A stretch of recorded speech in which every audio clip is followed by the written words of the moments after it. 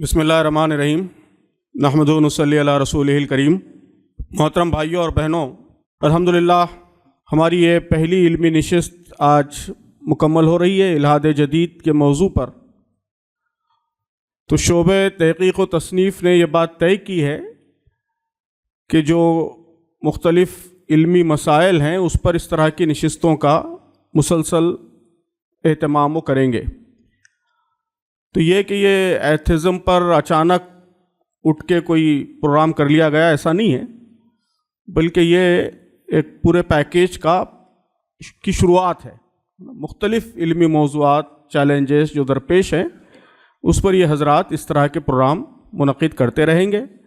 ظاہر ہے کہ ایک ہی پروگرام میں ساری باتیں تو نہیں ہوں گی، اس میں جیسا کہ بات آئی صرف ایک اگنیٹ کرنے کا کام کیا جائے گا، اور امید ہم آپ حضرات سے کریں گے کہ اس سلسلے کو آپ اپنے اپنے مقامات پر آگے بڑھائیں گے۔ اس طرح پورے تحریک کے اندر ایک علمی ماحول اور نئے مسائل پر غور کرنے کا ماحول پیدا کرنے کی یہ کوشش ہے۔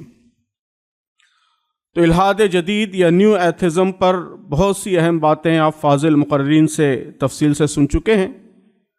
اب کچھ کہنے کے لیے میرے خیال میں بہت زیادہ باقی نہیں رہا ہے، بس جو کچھ باتیں آئی ہیں اسی کا کچھ خلاصہ، کچھ سمری میں اس امید کے ساتھ پیش کر رہا ہوں کہ ہم اس بحث کو اور اس گفتگو کو اور آگے بڑھائیں گے، اس پہ مزید اسٹڈی کریں گے اور کوشش کریں گے کہ یہ جو ایک اہم علمی اور فکری موضوع ہے اس پر ہماری اچھی طرح تیاری ہو۔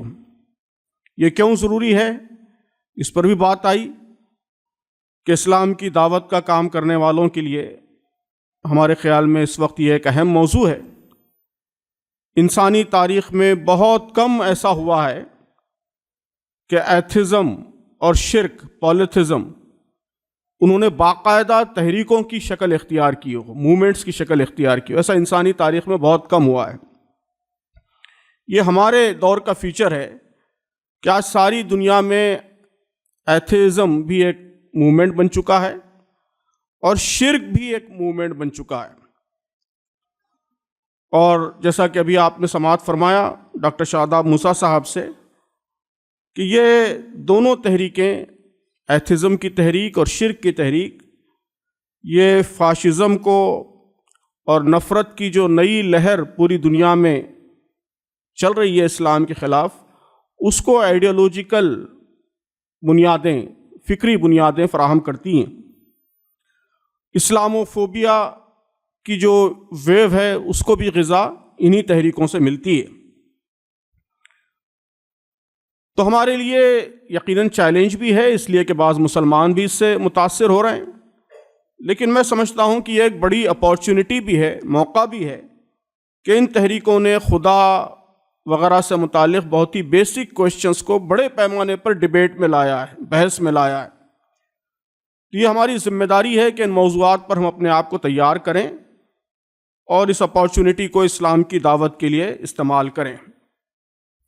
تو مجھے امید ہے کہ آئندہ شرک کے موضوع پر بھی اسی طرح تفصیل سے ہم گفتگو کریں گے۔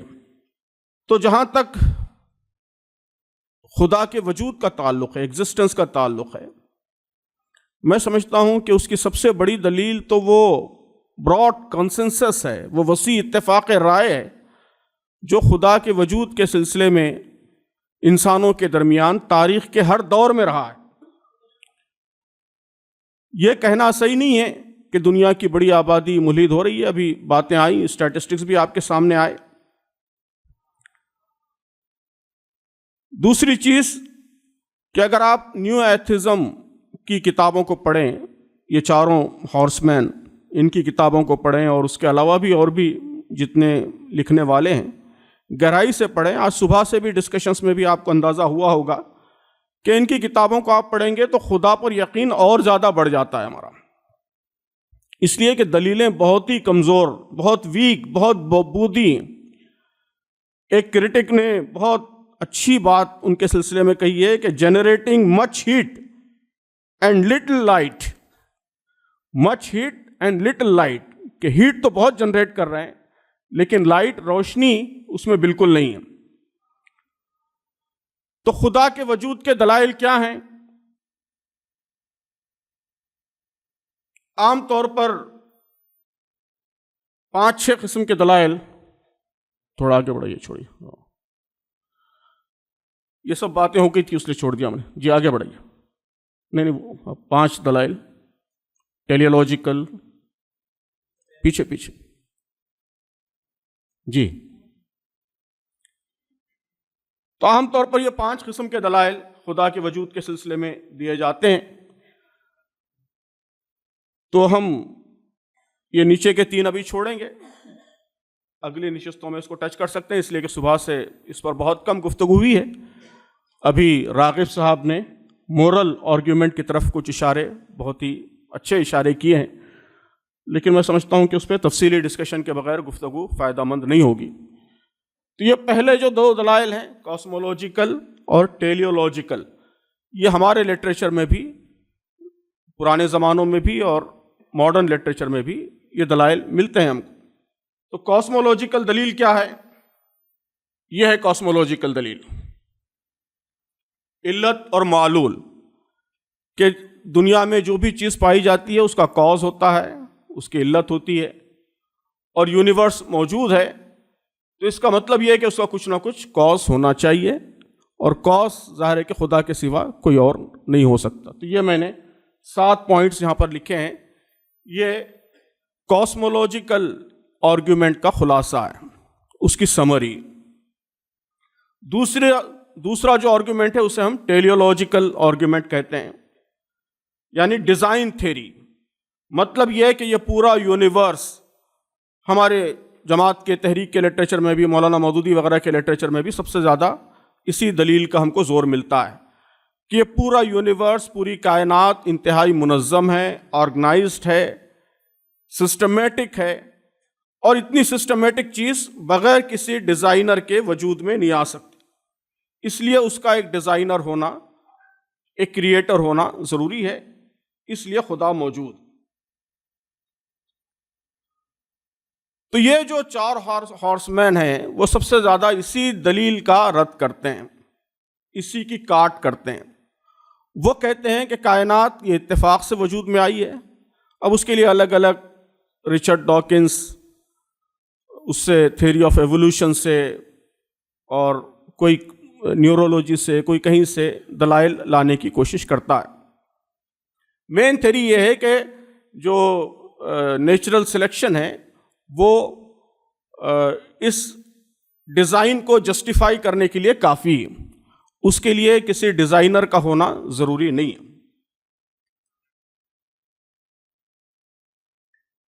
میرے خیال میں اس پوری بحث کو سمجھنے کے لیے سب سے اچھی کتاب وہ اینٹونی فلیو کی کتاب ہے۔ یہ پڑھی ہے کسی نے پڑھی ہے؟ ہاتھ اٹھائیے۔ نہیں پڑھی ہے کسی نے؟ یہاں آنے سے پہلے تیاری؟ جی اچھا۔ تو اینٹونی فلیو کا تعارف یہ ہے کہ یہ بہت ہی ٹاورنگ فلاسفر گزرے ہیں، انگلش فلاسفر، اور گزشتہ صدی میں الحاد کی، ایتھزم کی تحریک کے امام رہے ہیں، بلکہ ان کا نام ہی رکھا گیا تھا ورلڈس موسٹ نوٹوریس ایتھسٹ، دنیا کا سب سے بدنام ترین ملحد۔ انہوں نے خود لکھا ہے کہ وہ 6 ڈیکیڈز یعنی 60 سال ایتھزم یا الحاد کی تبلیغ کرتے رہے۔ بڑی کتابیں، ان کی کتابیں بہت مشہور ہیں، God a critical inquiry, does God exist, اور ایتھسٹک ہیومنزم، گاڈ اینڈ فلسفی۔ ان سب کتابوں کو ایتھزم کی بائبلز کہا جاتا رہا۔ مرنے سے 5-6 سال پہلے 2004 میں انہوں نے اعلان کیا کہ اب طویل غور و فکر کے بعد وہ اس نتیجے پہ پہنچے ہیں کہ انہوں نے اپنی پوری زندگی ایک غلط فکر کی تبلیغ میں ضائع کر دی، اور اب وہ خدا پر ایمان لا رہے ہیں۔ اور اس کے بعد جو انہوں نے کتاب لکھی ہے، بڑی غیر معمولی کتاب ہے، دیر از اے گاڈ، ہے نا، نو کو کٹ کیا، ٹائٹل اس طرح ہے، نو کو کٹ کیا، there is a God, how the world's most notorious atheist changed his mind. تو یہ بہت ہی انٹرسٹنگ کتاب ہے، یعنی ایک ہی محفل میں آپ پڑھ لیں گے۔ اس میں انہوں نے اپنا پورا ذہنی سفر بیان کیا ہے، چونکہ وہ خود 6 ڈیکیڈز تک ایتھزم کی تبلیغ کرتے رہے، اس لیے یہ سارے مسائل جو ان کے ذہن میں اٹھتے رہے وہ سب کا انہوں نے جائزہ لیا ہے کہ اور اس کا رد کیا ہے. خود ہی اپنے دلائل جو وہ پیش کرتے رہے 6 ڈیکیڈز تک، ان سب کا رد کیا ہے، اور ان لوگوں کا بھی نام لے کر رد کیا ہے. رچرڈ ڈاکنز اور ہچنس، ان سب کا نام لے لے کر ان کی کتابوں کا، ان کی تھیریز کا بہت ڈیٹیل رد کیا ہے. تو میں سمجھتا ہوں کہ اس موضوع پہ بہت ہی سائنٹیفک کتاب ہے اور یہ ماسٹر پیس ہے، اس کو ہمیں ضرور پڑھنا چاہیے. اصل بات یہ ہے کہ یہ کائنات اتفاق سے وجود میں آ جائے تو اینٹونی فلیو یہی دلیل دیتے ہیں، اور یہ بڑی اہم دلیل ہے کہ کائنات میں ایک اتفاق نہیں ہے، بلکہ وہ کہتے ہیں کہ پیکیج آف ریگولیرٹیز. یعنی ایک تو یہ ہے کہ ایک ریگولر پیٹرن ہے، ایک چھوٹا سا ڈیزائن ہے، تو اس کا اتفاق سے وجود میں آ جانا، نیچرل سلیکشن کے نتیجے میں وجود میں آ جانا، ہو سکتا ہے کہ بہت کم پروبیبلٹی ہو، لیکن کسی نہ کسی درجے میں اس پروبیبلٹی کو آپ مان سکتے ہیں. لیکن کائنات ویسی نہیں ہے، بلکہ کائنات ایک پیکیج آف ریگولیرٹیز ہے کہ کئی ریگولر چیزیں ہیں اور ان کے درمیان بھی ریگولیرٹی ہے. اس کی مثال یہ ہے کہ فرض کیجئے کہ میرے لیپ ٹاپ پر ایک بندر آ کر بیٹھ گیا، بندر ہے نا، اور اس نے کیز دبانا شروع کر دیا رینڈملی. تو کیا ہوگا؟ رینڈم لیٹرز ہوں گے. ہو سکتا ہے کہ ان رینڈم لیٹرز میں کئی کئی حروف بن جائیں، ڈاگ بن جائے، کیٹ بن جائے، بوائے بن جائے، چھوٹے چھوٹے حروف بھی کہیں کہیں بن جائیں. اس کی پرابلٹی ہے. ایک سائنٹسٹ نے کیلکولیٹ کیا کہ یہ جملہ ٹو بی اور ناٹ ٹو بی، یہ ایک سینٹنس ہے چھوٹا سا، ٹو بی اور ناٹ ٹو بی، یہ سینٹنس اس رینڈم ٹائپنگ کے نتیجے میں وجود میں آ جائے، یہ کتنے سال میں ممکن ہے؟ اس نے کہا کہ اس کے لیے 28 بلین ایئرس لگیں گے. 28 بلین ایئرس. کیا؟ ٹو بی اور ناٹ ٹو بی، یہ سینٹنس وجود میں آنے کے لیے. اب آپ غور کیجئے کہ اس بندر کے اس رینڈم ٹائپنگ کے نتیجے میں شیکسپیئر کی ایک پویم وجود میں آ گئی. پویم وجود میں آ گئی. ظاہر ہے یہ تو ٹوٹلی امپاسبل ہے، کسی درجے میں بھی اس کی پروبیبلٹی نہیں ہے. کیوں؟ کیونکہ یہ صرف ایک ریگولیرٹی نہیں ہے، بلکہ یہ پیکیج آف ریگولیرٹی ہے کہ شیکسپیئر کی پویم آنے کے لیے ضروری ہے کہ پہلے تو ورڈز میننگ فل ورڈز بنے، پھر وہ میننگ فل ورڈز کا کمبینیشن ایک میننگ فل سینٹنس کی صورت میں آئے، پھر وہ میننگ فل سینٹنس اگلے سینٹنس کے ساتھ ریدمک ہو پویم بننے کے لیے، اس کا ریدم ہو، وہ انٹیلیجنٹ ہو سینٹنس، اور اس میں کریٹیو آئیڈیا ہو، اس میں کوئی غیر معمولی کنسپٹ ہو، اس میں ایستھیٹک ویلیو ہو. پویم تو ایستھیٹک ویلیو کے ساتھ جمالیاتی اس میں وہ ہو. تو یہ ساری چیزیں ظاہر ہے کہ یہ پیکیج آف ریگولیرٹیز ہے، تو یہ امپاسبل ہے. تو یہ کائنات بھی اسی طرح پیکیج آف ریگولیرٹیز ہیں کہ اس میں صرف ایک چھوٹا سا سسٹم نہیں ہے، بلکہ سارے سسٹمز ایک دوسرے سے کنیکٹڈ ہیں، پیکیج آف ریگولیرٹیز ہے. اس لیے وہ کہتا ہے کہ یہ ٹوٹلی امپاسبل ہے. یہ ایک پاگل ہی اس کا تصور کر سکتا ہے. اور اینٹونی فلیوز نے کئی سائنسدانوں کے حوالوں سے ایک بڑی اہم بات یہ کہی ہے کہ اگر کسی درجے میں اس کی پرابلٹی کو مان لیا جائے تو خدا کے وجود کے بغیر اگر کائنات کا وجود میں آنا یہ کسی درجے میں پروبیبل ہے تو سائنس کا ہر اصول اس کی پرابلٹی بھی غلط ہو جائے گی. یعنی ہر اصول پرابلٹی پہ مبنی ہے. ہر اصول کی پرابلٹی وہ خدا کے وجود کے بغیر کائنات کے وجود میں آنے کی پرابلٹی سے کم ہو جائے. تو سائنس کا کوئی اصول بھی باقی نہیں رہے گا. اس اصول کی بنیاد پر پھر سائنس کے ہر اصول کا ہمیں انکار کرنا پڑے گا. تو اس سے یہ بات ثابت ہوتی ہے کہ یہ کائنات ایک ذہین دماغ کی تخلیق کا نتیجہ ہے. اب ظاہر ہے ڈاکنز اس کے جواب میں جو سب سے بڑا سوال کھڑا کرتا ہے، اور میں نے جتنے ایکس مسلمز کے اور ایتھسٹ کے انٹرویوز پڑھے ہیں زیادہ تر وہ لوگ اسی سے متاثر ہوتے ہیں.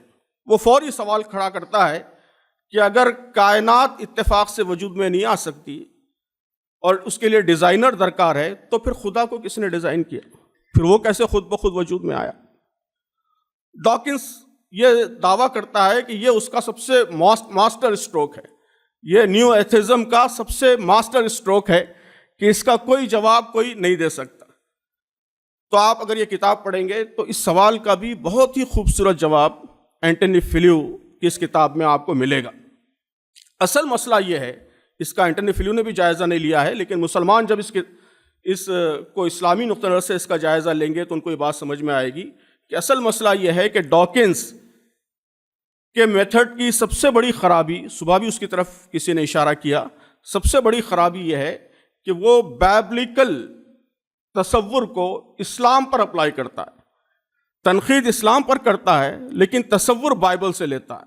میرے پاس اس کا کوٹیشن بھی ہے، لکھا بھی اس نے ہے، ڈاکنز نے، کہ for most of my purposes all three Abrahamic religions can be treated as indistinguishable unless otherwise stated. I shall have Christianity mostly in mind, but only because it is the version with which I happen to be the most familiar. تو چونکہ وہ Christianity سے familiar ہے تو اس لیے وہ Christianity سے اصل انگیج ہوتا ہے، لیکن کرسچینٹی کے بارے میں یہ مفروضہ کر کے چلتا ہے کہ وہ ابراہمک ریلیجن کا ایک حصہ ہے، اس لیے باقی ریلیجنز بھی یہی تصورات رکھتے ہیں۔ یہ اس کے میتھڈ کی سب سے بڑی خرابی ہے، سب سے بڑی کمزوری۔ بائبلیکل تصور کیا ہے خدا کا؟ اسے کہتے ہیں اینتھروپومارفک کنسیپٹ، ہے نا، یعنی انسان جیسا خدا۔ بائبل میں اگر آپ پڑھیں گے تو خدا چلتا ہے، پھرتا ہے، اٹھتا ہے، بیٹھتا ہے، اور اس کا جسم ہے، اس کے ہاتھ پیر ہیں، اس کی باڈی ہے، باڈی فنکشنز ہیں۔ تو یہ خدا کا تصور بائبل دیتا ہے۔ تو اب جب اس طرح کا خدا ہے تو ہم انسان کے باڈی سے استدلال کرتے ہیں کہ انسان کی باڈی بہت ہی کمپلیکس ہے، ڈائجسٹو سسٹم، نروس سسٹم اور ایناٹومی، فزیولوجی، تو اتنا کمپلیکس وجود یہ بغیر ڈیزائنر کے وجود میں نہیں آ سکتا۔ تو جس نے ڈیزائن کیا خدا وہ اس سے زیادہ کمپلیکس ہوگا، اس کی ایناٹومی اس سے زیادہ کمپلیکس ہوگی، اس کی فزیولوجی اس سے زیادہ کمپلیکس ہوگی، تو وہ کیسے آٹومیٹک بغیر کسی ڈیزائنر کے، بغیر کسی تخلیق کار کے وجود میں آ گئی؟ یہ سوال پیدا ہوگا یقیناً۔ یہ بائبلیکل تصور کی وجہ سے ہے۔ اسلام میں یا اینتھروپومارفک خدا کا کوئی تصور نہیں۔ اسلام کی اصل جو بنیاد ہے وہ یہ ہے کہ خدا کے جیسا کوئی نہیں۔ فاطر السماوات والارض لیس کمثلہ شیء، کہ اس کے جیسا کوئی نہیں۔ صبح بھی حوالہ آیا ولم یکن لہ کفوا احد، کہ اس کے جیسا کوئی نہیں۔ تو انسانوں کے وجود پر اس کو قیاس کرنا اور اس سے استدلال کرنا، یہ ظاہر ہے کہ بہت بڑی فیلسی ہے، بہت بڑی حماقت ہے۔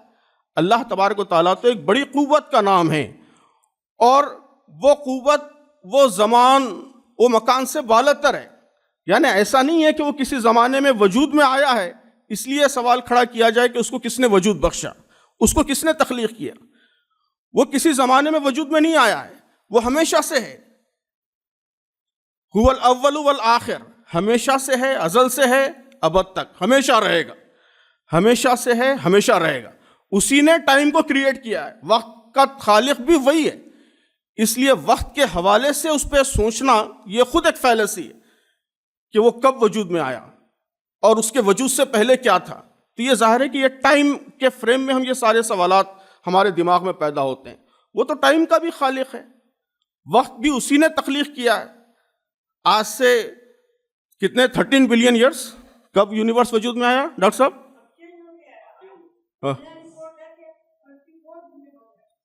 ٹھیک ہے، 24 بلین ایئرس پہلے، جی ٹھیک۔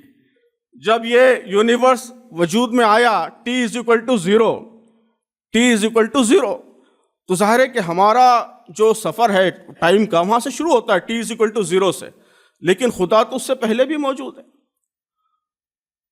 اس سے پہلے بلکہ اس سے ماورا موجود ہے، اس سے اوپر موجود ہے۔ تو اس لیے خدا کے حوالے سے اس طرح سوچنا کہ اس کو کس نے پیدا کیا یا وہ کیسے وجود میں آیا، یہ خود ایک بہت بڑا دھوکہ ہے۔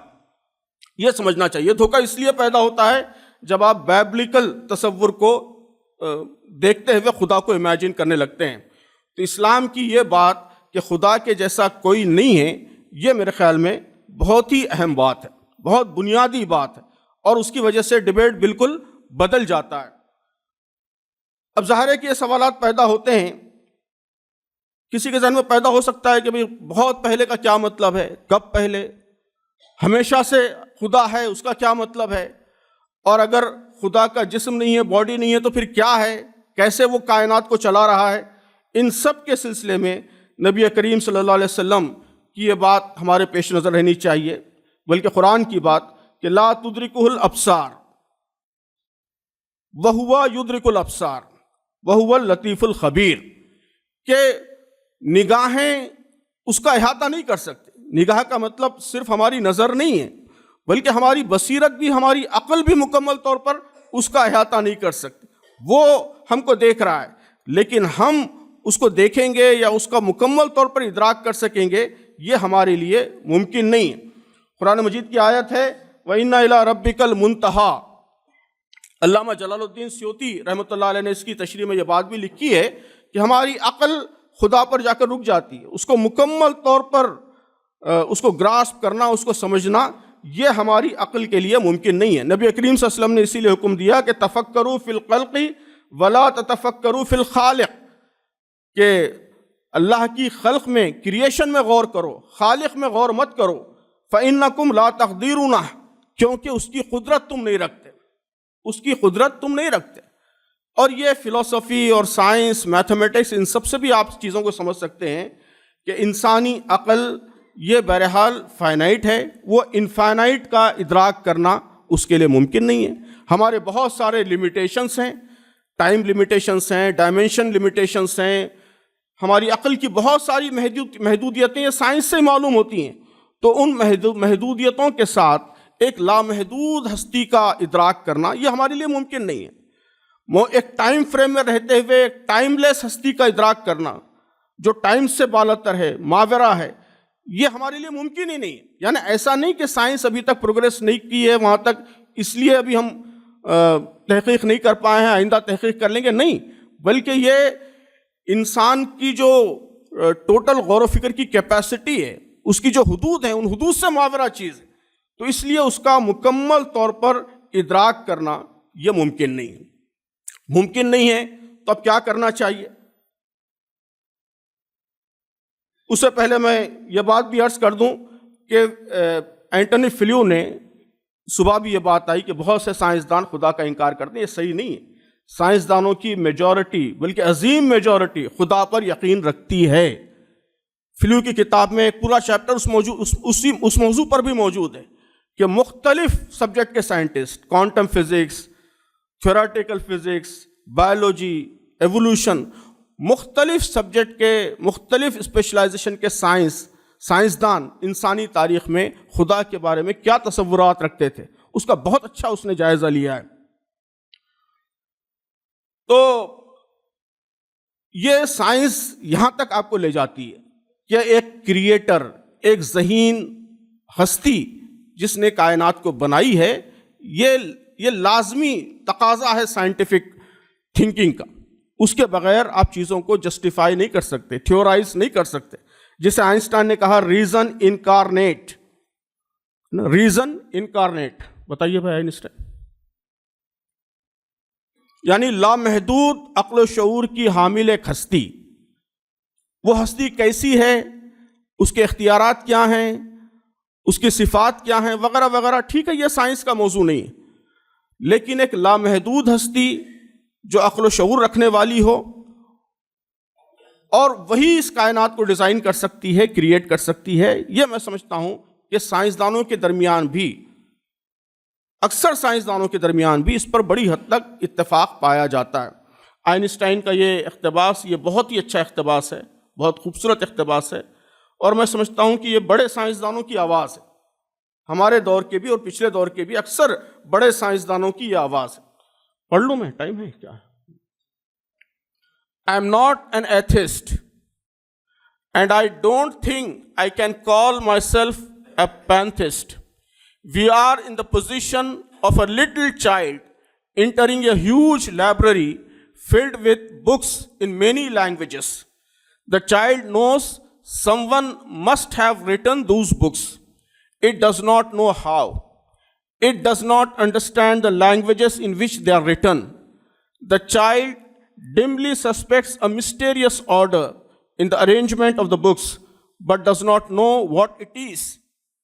That, it seems to me, is the attitude of even the most intelligent human beings towards God.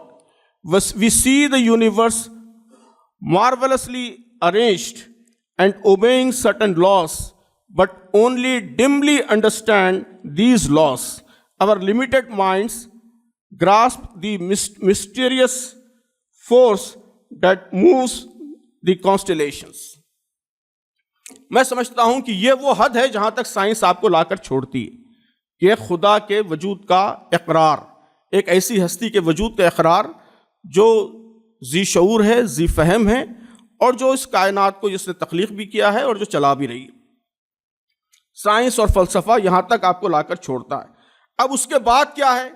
تو ابھی آخری سیشن میں جو سوال آیا ہے، میں سمجھتا ہوں کہ وہ بڑا اہم سوال ہے کہ اس کے بعد پھر وحی کا نمبر آتا ہے. اس کے بعد کے سوالات کو حل کرنا یہ سائنس اور فلسفے کا میدان نہیں ہے، ان کا ڈومین بھی نہیں ہے، سائنس کا بھی ڈومین نہیں ہے. سائنس کی میتھڈولوجی اور سائنس کا پورا طریقہ کار وہ اس کا متحمل نہیں ہے کہ وہ میٹا فزیکل کویشچنس کو ایڈریس کر سکے، وہ ان ریالٹیز کو ایڈریس کر سکے جو ہمارے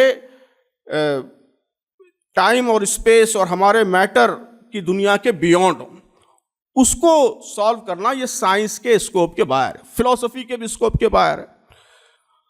تو یہاں پھر وحی کی ضرورت پیش آتی ہے.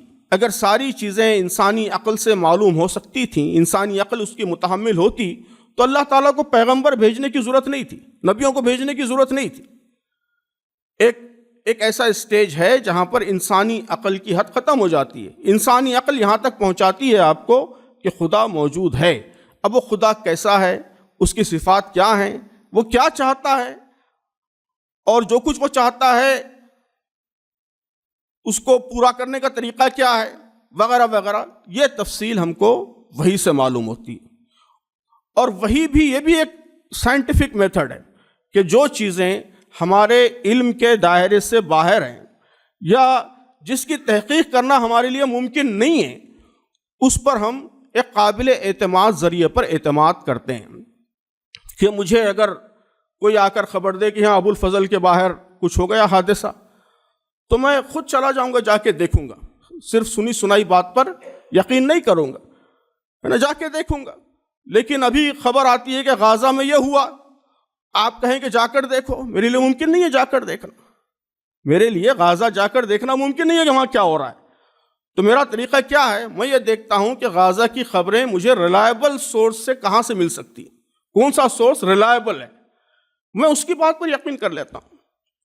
ایک صاحب نے کہا کہ ٹھیک ہے آپ یقین کر لیتے ہیں، لیکن آپ چاہیں تو تحقیق کر سکتے ہیں، آپ چاہیں تو تحقیق کر سکتے ہیں. تو سائنٹیفک ڈسکوری آپ کو آپشن دیتی ہے کہ آپ چاہیں تو خود تحقیق کریں، لیکن اگر آپ غور کریں گے تو آپ کو معلوم ہوگا کہ ہمیشہ ایسا نہیں ہوتا. مثلاً میں یا کوئی بھی پیشنٹ بی پی کی دوا کھاتا ہے، اب مجھے ریلائبل سورسز سے معلوم ہوا ہے کہ بی پی کی یہ دوا آپ کے لیے فائدہ مند ہے، فلاں دوا، یہ 30 سال 40 سال کی ریسرچ کے بعد معلوم ہوا، 40 سال ایک آدمی پہ اس دوا کے اثر کا 40 سال اس نے مسلسل استعمال کیا، نوٹ کیا گیا تو معلوم ہوا کہ نقصان دہ ہے، تو اس کے بجائے یہ دوا زیادہ فائدہ مند. اب اگر میں چاہوں کہ تحقیق کروں تو پہلے تو مجھے میڈیکل سائنس نہیں آتی، اب مجھے میڈیکل سائنس سیکھنا ہے. سیکھ لیا میں نے میڈیکل سائنس، میرے پاس ریسورسز نہیں ہے تحقیق کرنے کے لیے. فرض کیجئے ریسورسز بھی میں نے مہیا کر لیے، اب اس کے بعد بھی کیا ہے، مجھے 40 سال تک تحقیق کرنا ہوگا. میں تو زندہ بھی نہیں رہوں گا اس کی تحقیق کا نتیجہ دیکھنے کے لیے. تو یہ میرا لمیٹیشن ہے، میرا یہاں لمیٹیشن ہے کہ وہ چیز میں اپنے ذریعے سے معلوم نہیں کر سکتا، میں خود اس کی تحقیق نہیں کر سکتا. تو ایسے معاملات میں میں کسی ریلائبل سورس پہ اعتماد کرتا ہوں، میں دیکھتا ہوں کہ کون سا سورس ریلائبل ہے. تو یہی معاملہ یہاں بھی ہے کہ یہاں سائنس، فلسفہ آپ کو بس اسی منزل تک لے کر جا سکتا ہے کہ خدا موجود ہے، اس کائنات کا ایک انٹیلیجنٹ کریٹر موجود ہے. اس کے بعد کے کوشچنس کے لیے آپ متحمل نہیں ہیں، آپ کی عقل متحمل نہیں ہے. تو آپ کو کسی نہ کسی ریلائبل سورس پر اعتماد کرنا ہوگا، دیکھنا ہوگا کہ وہ سورس ریلائبل ہے یا نہیں ہے۔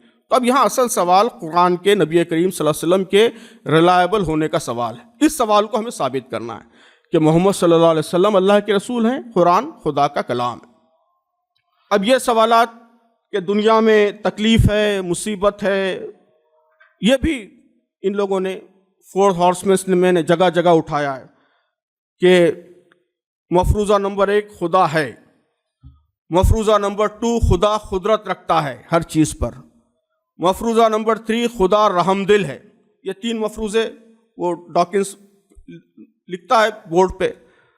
اس کے بعد بولتا ہے کہ بھئی یہ تصویر دیکھو، یہ بچی کینسر میں مبتلا ہے، چھوٹی 6 سال کی، تڑپ رہی ہے، اور یہ دیکھو زلزلہ آ گیا اور اس میں پوری آبادی مر گئی، یہ دیکھو اتنی تکلیف میں لوگ جی رہے ہیں۔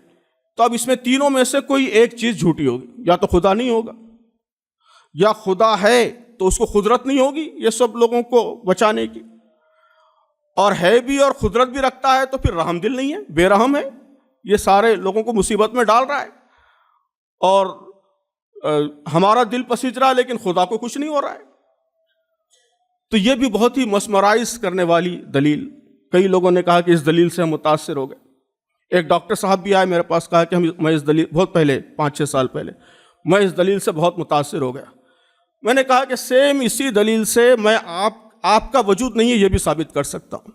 بھئی یہ چھوٹا بچہ ہے آپ کے پاس اور اس کو نہیں معلوم انجیکشن کا کیا فائدہ ہے، اب آپ انجیکشن لگا رہے ہیں اس کو، تو یہ بچہ کہتا ہے کہ یا تو ڈاکٹر موجود ہے